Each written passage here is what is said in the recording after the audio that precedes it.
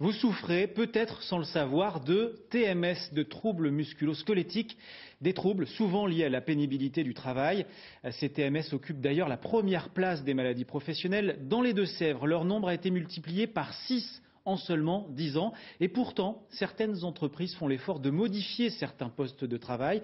C'est le cas, vous allez le voir, à la Canam, spécialisée dans la fabrication de structures métalliques. Christelle Juteau avec Cédric Cotas. Avant, il fallait manipuler ces plaques d'acier en se courbant ou en levant les bras de façon répétitive. Désormais, les poulies sont télécommandées, les tables de travail sont rehaussées. Du coup, les conditions de vie des salariés se sont grandement améliorées.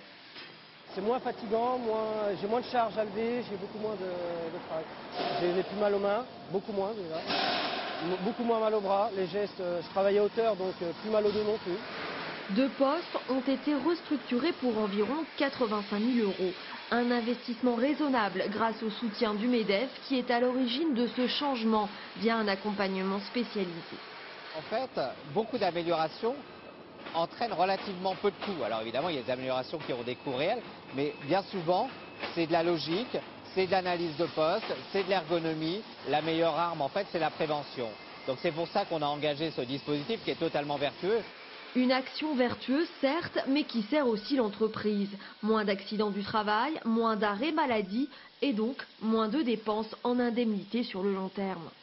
On voit automatiquement une baisse significative de nos accidents, des gens qui sont impliqués, donc qui prennent plaisir à travailler.